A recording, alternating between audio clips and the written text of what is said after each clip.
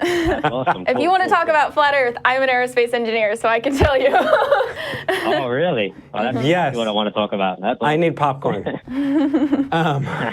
Okay, so that we are not on a ball that's spinning 1,000 miles an hour, that's going around the sun 66,600 miles an hour, going around the galaxy 550,000 miles an hour, and the galaxy going through the universe at 1.5 million miles an hour. Absolutely just absurd. The Earth is highly operationally suggest and functionally flat.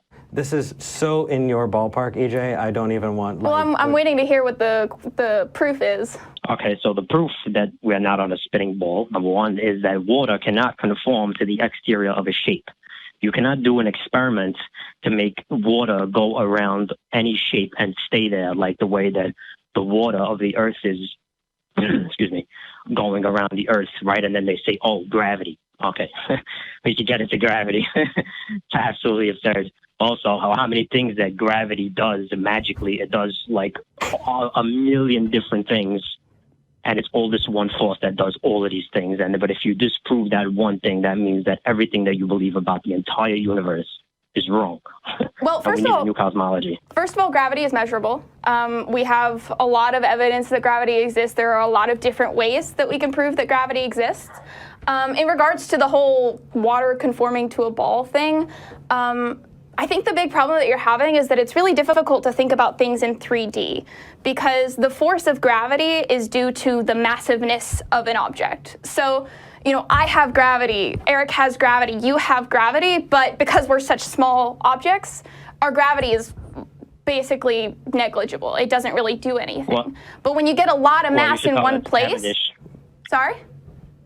Yeah, so you should tell that to Cavendish, because Cavendish actually, when he did that test, which is the only test in existence to prove, quote unquote, prove that one object can attract another object by virtue of its mass alone, he was so sure that the test was so sensitive. The test was so sensitive that when he went to go take the measurements, he took the measurements outside of the barn, 100 feet away, with a telescope, because he didn't want his own gravity to interfere with the test. So if you're saying that your gravity is so small that it'll never affect anything, you should tell it to Cavendish. Okay, so let's say that this is true. Let's say that the Cavendish experiment is true. So gravity is. Whoa, hold on. So, if are we sure about that? Are you good there? I'm just gonna play devil's advocate. You're playing devil's advocate? Okay, so what I suggest before you play devil's advocate is that you go to a university and talk to somebody. Because either one, all the experiments on YouTube, I've seen them do it. Go to a university, that it's some other force. Talk to somebody, and then you get to decide whether or not you're wrong or the entire world is against you in some major conspiracy. Well, before we make the appeal to popular belief, something that might help with visualizing how gravity works in a more 2D version is looking up experiments where they take an elastic sheet and you put like a really heavy, like a ball in the elastic sheet, and then you can roll marbles, and the marble will actually orbit the ball as it kind of like spirals in, and that's a really good. No, it doesn't. Yes, it does. There are videos of this. No, it doesn't. No, it goes directly to the center. No. If you give it, go around a little bit. It'll go if you give it a velocity. And then it always goes towards the center. Well, that's what I was saying. Yeah, it spirals in towards the center. That's how gravity works. It's an attractive force. And if you don't give it a velocity, it does go straight in. And that's exactly how gravity works, except in 3D. So when you have a mass, it essentially... Space-time is a complicated thing, and we could get into quantum mechanics, and we could get into relativity and general relativity and special relativity. But frankly, I don't want to have that conversation because that's one that requires several degrees to talk about. When is Mercury going to get sucked into the sun? If it's been orbiting around the sun for like billions of years, when is it ever going to go towards into the sun? If the sun is so massive, the sun is a million times the volume of Earth. They could put a million Earths inside the sun. So that should just mean that Mercury should just make a straight beeline right into the sun. How come it's just going around in a circle? To me, that makes absolutely no sense. I can answer that. So I took a class last semester called Spacecraft Dynamics. I'm currently in a class this semester called Applied Orbital Mechanics. And the way that it works is if you have something that is very gravitationally, powerful because it's very massive, you have an orbit. the way that an orbit works is the object is moving. And so you can almost think of it as it's falling towards the object, but it's falling sideways. So it's just constantly kind of falling in towards the object, but it's going around because it has that velocity that's making it go that way. And so it can be a little bit difficult to visualize, but those forces and the energy required to maintain that orbit can be calculated really precisely. Like Mercury is going the velocity that it needs to go to not get sucked into the sun. But fun fact, the moon actually is getting sucked in towards the Earth. Every year it moves a couple centimeters closer because it's so far away that it'll be a really, really, really long time before the moon gets close enough to actually be, drawn into the Earth's gravity. But it is moving closer, and that's something that we can measure. Wouldn't that, yeah, but okay, so now the Earth is going around the sun, right? So if the Earth is going around the sun, so you do understand that somehow, some way in the wintertime, it's actually closer towards the sun. It's 3 million miles closer. Yeah, it's in an elliptical orbit, actually. Yeah. So when the Earth is going closer towards the sun, how come the moon doesn't get pulled more towards the sun when it's 3 million miles closer towards it? Well, it does. I mean, gravitational forces act on everything. It does have an effect, and in fact, those are things that you can account for in measuring orbits, and even in the orbit of a spacecraft, like the class that I'm taking right now. Part of what we have to do is we have to account for the perturbations in the orbit caused by the sun's gravity versus the moon's gravity versus the Earth's gravity versus the shape of the Earth. Just even the fact that the Earth is not a perfect sphere affects the way that an orbit will move, and the orbit parameters will actually change over time because of the different gravitational effects of the different bodies in the solar system. And I mean, a lot of this is things that are measurable and things that we do account for in terms of measuring orbits and creating orbits and calculating the exact amount of fuel you would need to get to a certain orbit and the exact amount of velocity that you would need to leave one orbit and get to a different orbit. And these are all things that are, if you take a class on orbital mechanics, you'll actually learn about it. And it's really fascinating. I mean, I could talk about it all day. I'm sure I'm boring you with talk about orbit mechanics. Yeah, but, I just think that if you have something that has such an enormous amount of gravitational force, and then you have something as small as the moon, and then you have the Earth that goes 3 million miles closer towards the sun, it's going to throw off the orbital mechanics of the moon and the Earth relationship, and it's just going to. There's no way. There is absolutely no way. The Earth has been doing this. Earth has been doing this orbit around the Earth for 4.5 billion years. Victor, what's interesting about that is that the gravitational force is actually not a particularly strong one. The gravitational. I ain't even mad, bro. Go ahead. Cavendish proved that it exists with just an object that's only 260 times heavier than another object. Gravity does exist. It's just not a particularly strong force in terms of other forces that exist in the universe. Magnetism is also a fairly weak force. It has an inverse square relationship to the distance from the object. And so because you have that inverse square relationship, as you get further and further from an object, the gravity force gets weaker and weaker and weaker. And because we're so far away from the sun, yes, its gravity is strong. It's very, very massive. But 3 million miles over however many dozens, hundreds of millions of miles we are from the sun, 3 million miles is actually not a huge difference in terms of that inverse square relationship and the strength of the gravitational force. It's actually like 3 or 4% closer. To me, that's a pretty large margin. It's not a large margin when you have an inverse square relationship with the force. You have all these super complex orbital mechanics, inverse square law. Isn't it more in accordance with Occam's razor to just be the sun is just orbiting over my head because that's how I observe it, right? Then when you go outside, right, and I look straight up in the air. But Occam's razor applies to situations where the other options aren't viable, whereas these things are measurable. I'm in a class right now. My professor for this class, his whole life is he does this kind of orbital mechanics. He works for a bunch of different organizations that he's done these calculations for, and they launch satellites, and you have to do all of these complex calculations in order to make sure the orbit is where you need it to be to accomplish what you need it to accomplish. Like satellites that provide your internet, they have to be in a particular orbit, otherwise it's not actually going to function, and you need to know where that satellite is. Don't exist. Satellites don't exist. Satellites is absolutely ridiculous. Then how are you calling us right now?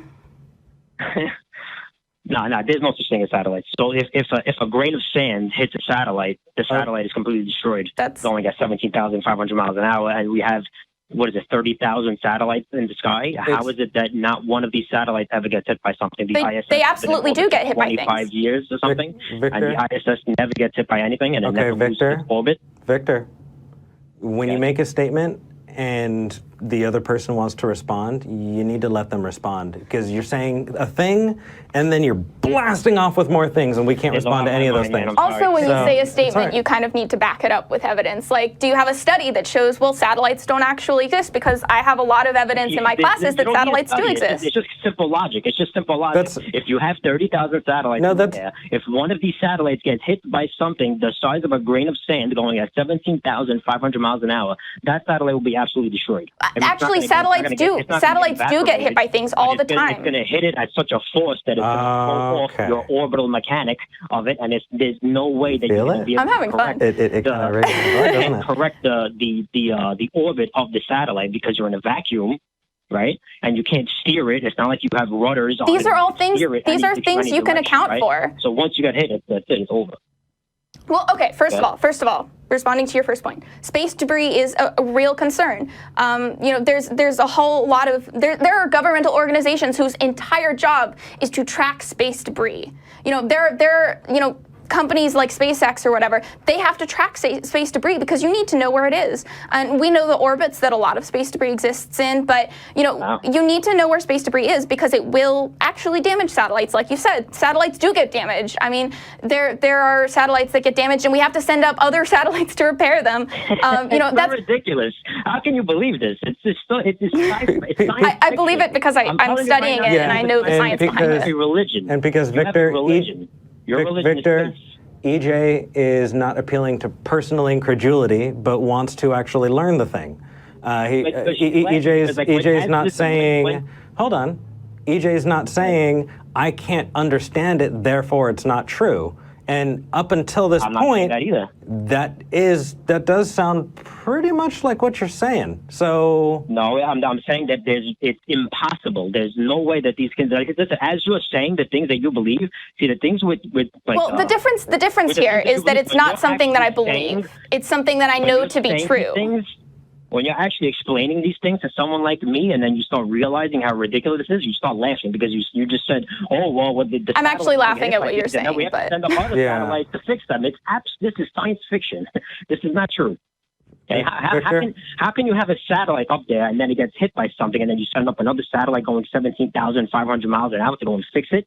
Come on, what are you joking? Because we can calculate the necessary thrust that you need to get it into the atmosphere, and you can calculate the amount of fuel that you need to produce the thrust to get into the orbit that you need. Like, I know I could sit here and calculate, okay, this is the velocity that I need to be in this exact orbit, and this is the velocity that I'll need to have in order to catch up to this particular satellite. I mean, there's entire fields dedicated to how do I go from the orbit that I'm in to the orbit that I want to be in? How do I catch up to a spacecraft that I want to be, next to?